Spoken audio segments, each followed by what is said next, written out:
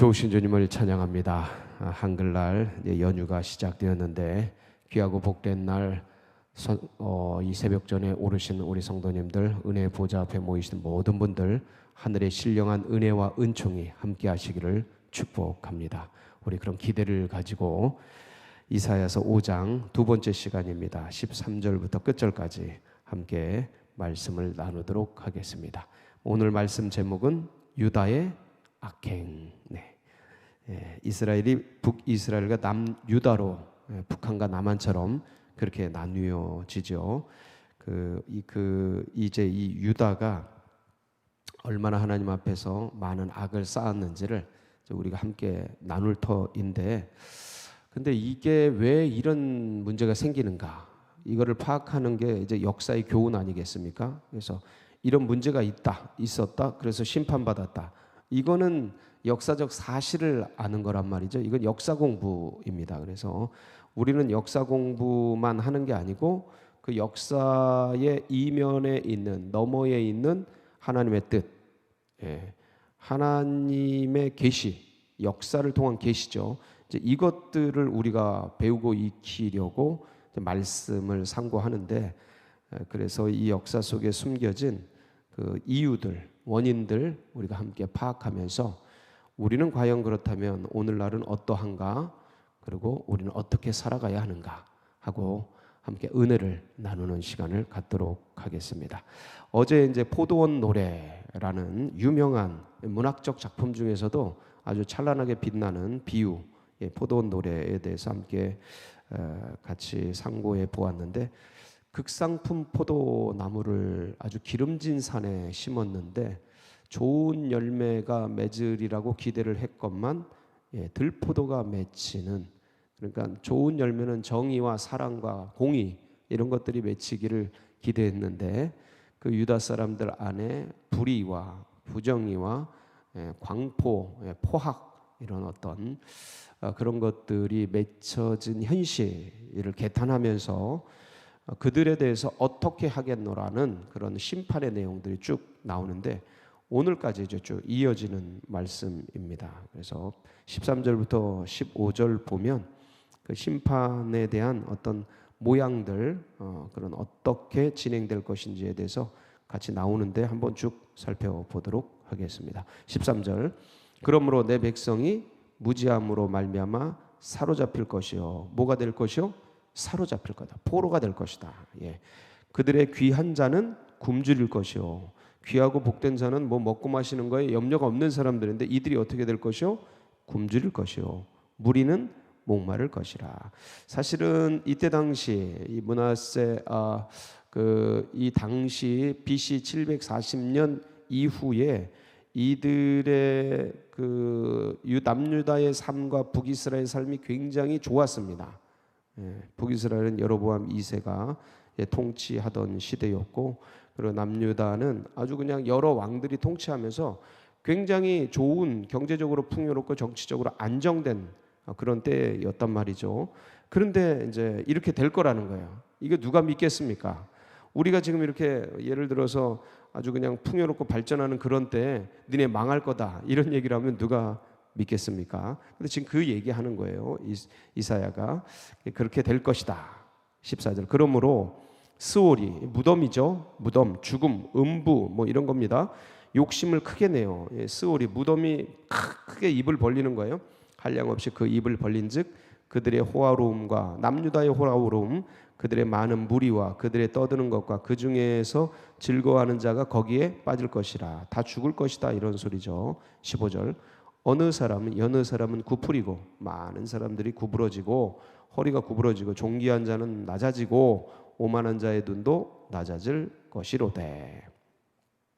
이제 이런 심판의 현상들이 이제 일어날 것이다.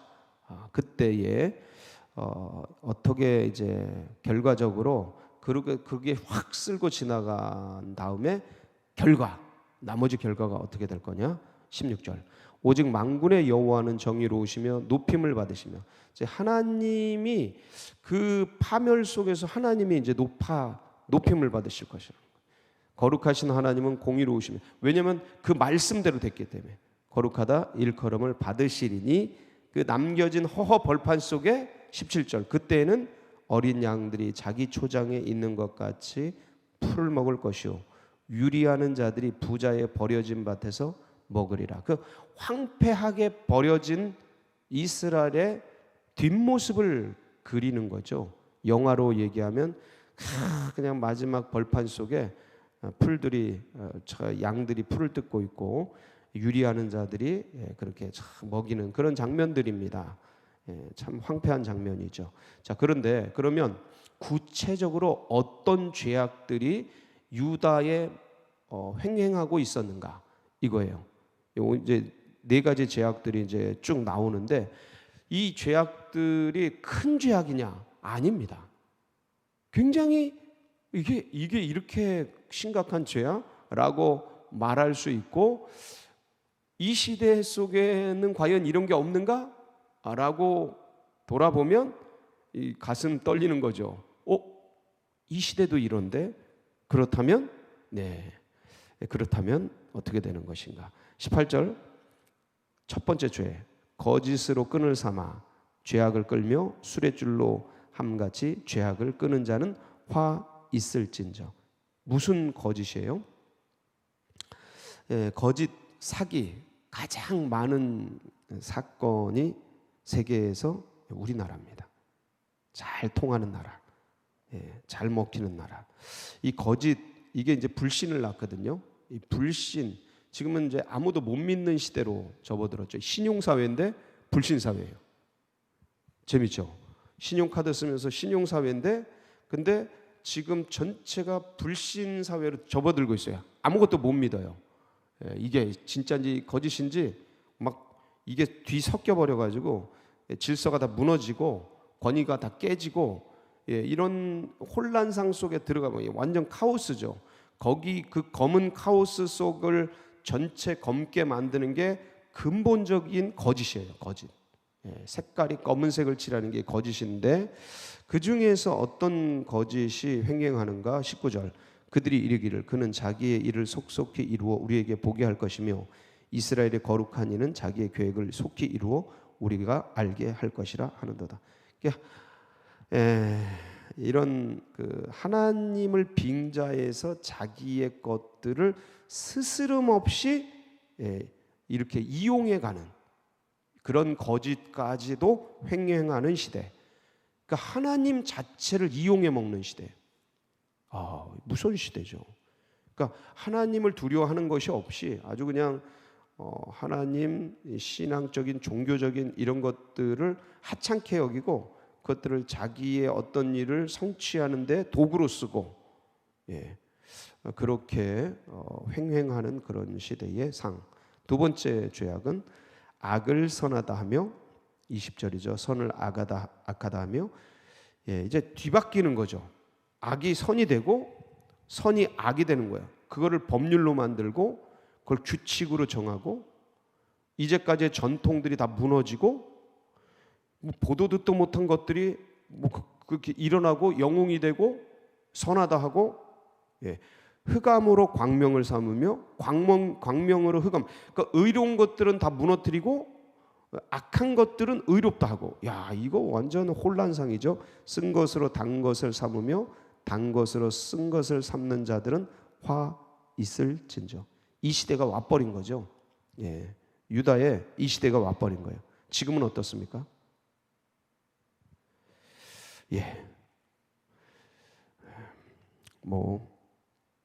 그야말로 도찐개찐이죠. 더 하면 더했지. 21절 스스로 지혜롭다며 자고한 거죠. 교만하고 자고하고. 지금은 한 사람 한 사람들이 모든 사람들이 하나님 앞에 겸비함을 잃어버리고 내가 우주의 척도, 내가 기준, 길을 가도 차가 오든 뭐가 오든 내가 이 길의 왕, 이런 느낌? 이게 그런 걸 뿜어내는 지혜롭다 하고 스스로 명철하다 하고 내가 기준이다 하고 내가 말하는 게 마치 법 같고 옳은 것 같고 그러니까 자기 중심주의가 극단적으로 진행되고 있는 시대. 이게 자기중심주의라는 게 뭐냐면 다른 말로 하면 그러니까 이기적인 존재가 되어가는 거예요. 남을 고려하지 않고 뭐 권위 이런 거 다 부정하고, 그렇게 교만한 것들이 뻗어 있는 시대상, 지금도 그렇죠. 22절, 포도주를 마시기에 용감하며, 이게 쾌락주의죠. 포도주 하면 쾌락이라고 생각하면 됩니다. 독주를 잘 빚는 자들은 화 있을진저. 그들이 포도주를 마시고 쾌락을 추구하면서 뭐해요? 그들로 뇌물로 말미암아, 그들은 뇌물로 말미암아 악인을 의롭다고. 무전유죄, 유전무죄 뭐 이렇게 해서 바꿔버리는 거죠. 그게 지금도 자행되고 있죠. 사정없이. 놀랍게도 종교 계통에서 또 이게 여과 없이 진행이 되고 있습니다. 약자들은 눌러버리고 강자의 구조들을 만들어가고 의인에게서 그 공의를 빼앗는도다 하는 이런 악행들의 모습들이, 이게 4대 악인데 이런 것들이 횡행하고 있는 것이죠. 이런 것들로 인해서 24절, 그래서 이로 말미암아, 그러므로 이런 죄악들이 횡행함으로 말미암아 불꽃이 구루터기를 삼킴같이 마른 풀이 불 속에 떨어짐같이, 비유죠. 그들의 뿌리가 썩겠고 꽃이 티끌처럼 날리리니 그들이 만군의 여호와를 율법을 버리며 이스라엘을 거룩하신 이의 말씀을 멸시하였습니다. 다 태워버리겠다는, 다 타죠. 다 탑니다. 이스라엘이 다 탑니다. 아주 그냥 잔인하게 탑니다. 25절, 그러므로 여호와께서 자기 백성에게 노를 바라시고 그들 위에 손을 들어 그들을 치신지라. 자, 치십니다. 하나님이 치셔요. 산들은 진동하며 그들의 시체는 거리 가운데 분토같이 되었다. 그러니까 시체가 그냥 막 나뒹구는 거예요. 그럴지라도 그의 노가 돌아서지 아니하겠고 그의 손이 여전히 펼쳐져 있느니라. 자, 누가 그러면 이스라엘을 그렇게 시체로 불로 태워버리고 이렇게 할 건가? 이제부터 나오는 거예요. 누가? 26절부터 그 유다를 칠 나라 누구예요? 바벨론입니다.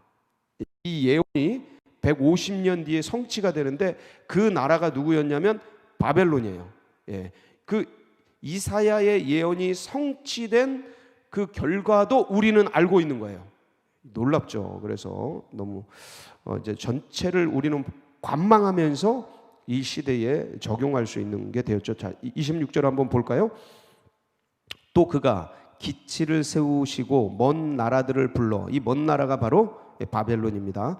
땅 끝에서부터 자기에게로 오게 하실 것이라. 보라, 그들이 빨리 달려올 것이로되. 엄청나게 이제 말을 탄 빨리 달리는 족속이에요. 이들이 그 중에 곰피파에 넘어지는 자도 없을 것이며 조는 자나 자는 자도 없을 것이 그들의 허리띠는 풀리지 아니하며 그들의 들매끈은 끊어지지. 그러니까 굉장히 준비를 잘하고 탄탄히 하고, 그 다음에 훈련이 얼마나 잘 됐는지 그 먼 거리를 아주 속도를 내서 달리는데 마치 그 몽골족 징기스칸 같은 느낌? 그렇게 생각하시면 돼요. 이 바벨론의 특수부대들이 쫙 하고 뻗어오는 거예요. 순식간에. 28절, 그들의 화살은 날카롭고 모든 활은 당겨졌으며 그들의 말굽은 부싯돌 같고 병거 밖에는 회오리 바람 같을 것이며. 29, 그들의 부르짖음은 암사자 같을 것이요 그들의 소리 지름은 어린 사자들과 같을 것이라. 그들이 젊은 사자예요. 그들이 부르짖으며 먹이를 움켜 가져가 버려도 건질 자가 없어요. 이 먹이가 누구예요? 유다. 아주 그냥 겁나는 표현들로 쫙 해서 확 움켜잡아서 갈기갈기 찢어서 먹어버리는 그런 모습들. 그래서 이 먼 나라들로 인해서 어떻게 되는 거예요? 30절, 그날에 그들이 바다 물결 소리같이 백성을 향하여 부르짖으리니. 이 바벨론이 먼 나라 사람들이 바다 물결 소리같이 이제 확 덮치는 거예요. 백성을 향하여, 이스라엘 백성, 남유다 백성을 향하여 확 덮치니까 깜짝 놀라서 부르짖게 되는, 그 사람이 그 땅을 바라보면 뭐가 있어요? 흑암과 고난이 있고 빛은 구름에 가려서 어두우리라. 이방 세력들의 침략으로 인해서 무너지는 남유다의 현실을 보여주고 있습니다.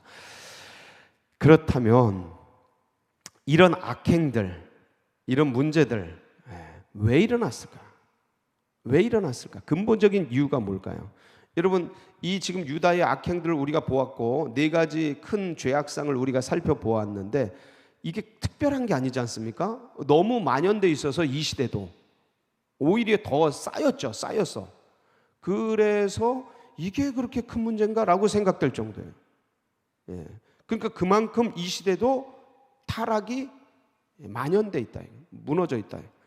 예. 그렇다면 과연 왜 이런 일이 생기는 걸까? 이때 유다 당시에는 왜 이런 일이 생겼고 동일하게 지금은 왜 이런 일이 생기는 걸까? 원인은 같으니까. 여러분, 열매가 맺혀지는 걸 보면 이 열매가 맺혀지는 근본적인 것들의 원인이 어디 있냐면 뿌리에 있습니다. 뿌리에서 쭉 흡수를 해서 쭉 올려서 열매를 맺게 돼요. 그러니까 열매는 거짓, 악, 스스로 지혜, 포학, 교만, 쾌락 이런 것들, 문란, 음란 이런 것들이 쫙 맺혀지는데 열매들이 이 열매의 뿌리가 과연 뭘까? 원인이 뭘까? 그게 24절이에요. 24절 볼까요? 이로 말미암아 불꽃이 구루터기를 삼킬 같이 마른 풀이 불 속에 떨어진 같이 그들의 뿌리가 썩겠고 다 썩어 타버리는 거예요. 꽃이 티끌처럼 날리리니, 꽃은 유다 백성들이죠. 다 날리는 거예요. 그들이 왜 그러냐면 그들이 만군의 여호와의 뭘 버리며? 율법을 버리며. 하나님의 그 의, 법, 규칙 이런 걸 버렸고 이스라엘의 거룩하신 이의 말씀을 멸시하였습니다. 율법과 말씀은 동일한 겁니다. 이 주님의 말씀, 지켜야 될 주님의 법도를 버리고 떠나버린 거예요. 그것을 등한시하고 경시하고 경외한 게 아니고 경시하는 거예요. 아무렇지도 않게 여기고 하나님을 안 섬기는 게 아니에요. 섬겨가요. 근데 그거는 모양과 형식뿐이지 실제적인 삶 속에서는 이런 포학과 이런 것들이 만연되어 있는 거예요. 그러니까 주님의 말씀을 버린 거예요. 주님의 뜻을 따르지 않는 거예요. 그렇다면 이 시대도 동일하지 않겠습니까? 이 시대도 하나님을 붙들어야 되는데 하나님을 멀리하고 하나님을 향한 절대적 신앙이 가슴속에서 타올라야 하건만 믿어도 그만 안 믿어도 그만, 예배 드려도 그만 안 드려도 그만, 말씀 보아도 그만 안 보아도 그만, 다 내가 초이스 선택하고 내가 하고 싶으면 하고 말고 싶으면 말고, 그러니까 하나님도 없어지고 내가 하나님이 되는 이런 시대가 돼버린 것이죠. 그때나 지금이나 똑같은, 그러니까 우리 속에서 절대신앙, 절대자, 나의 주인, 묻고 듣고 순종할 존재, 그 하나님, 그분과의 알콩달콩한 교감, 관계 이런 게 아니고 그냥 교회, 종교, 신앙 이거는 하나의 액세서리, 부록, 내 영혼의 보험증권처럼 그냥 다니면 뭔가 이렇게 안심되는 안심 보장권 같이 하나의 내 영혼의 액세서리인 거예요. 내 영혼의 전부가 아니고 내 영혼의 오직 그대가 아니고 내 영혼을 안심시키는 하나의 액세서리. 그러니까 현실에서는 마음껏 현실에서 이 세상 것으로 먹고 마시고 누리고 그렇게 되는. 그래서 이 세상 사람들이 하나님을 이렇게 버리고 하나님을 등한시하는데 우리는 어떻게 해야 돼요? 우리는 그렇다면 호세아서 6장 1절로 3절 말씀 한번 볼까요? 시작. 오라 우리가 여호와께로 돌아가자. 여호와께서 우리를 찢으셨으나 도로 낫게 하실 것이요 우리를 치셨으나 싸매어 주실 것임이라. 여호와께서 이틀 후에 우리를 살리시며 셋째 날에 우리를 일으키시리니 우리가 그의 앞에 살리라. 그러므로 우리가 여호와를 알자. 힘써 여호와를 알자. 그의 나타나심은 새벽빛같이 어김없나니 비와 같이 땅을 적시는 늦은 비와 같이 우리에게 임하시리라 하니라. 여호와를 힘써 알자. 더 깊이 알자. 여호와께로 돌아가자. 그러니까 우리의 삶의 방향을 세상과 쾌락이 아니라 나를 어떻게 먹고 마시고 잘 살고 잘 먹고 이렇게 할 건가, 이 나 중심, 이 세상 중심 나의 사고가 그게 아니라 여호와께, 우리 구주 예수 그리스도께 내 마음과 시간과 이 관심과 이 삶의 어떤 에너지 이런 걸 그분을 위해 쓰는 것으로 돌아가자. 그리고 그분을 알기를 더 힘쓰자. 그분을 붙들고 애쓰고 살아가자. 여러분, 오늘도 그날이 되시길 바랍니다. 한글날 연휴가 시작되었는데, 물론 연휴 쉬고 피곤한 몸을 이렇게 쉬면서 안식을 갖는 거 중요합니다. 그러나 우리의 관심이 주님께 있게 하자. 어떻게 더 잘 먹고 잘 살 건가, 이게 아니고 주님께 있게 하자. 그 말씀을 붙들자. Back to the basic, back to the Bible. 주님을 말씀을 붙들고 기도하면서 엎드려서 그분을 연구하고 암송하고 그분을 찾고 하는 것으로 우리의 에너지를 쏟아 주님을 기쁘시게 하고 우리의 영혼이 복되고 행복한 생수의 강이 넘치는 귀한 날 되시기를 주의 이름으로 축복합니다. 같이 기도하시겠습니다.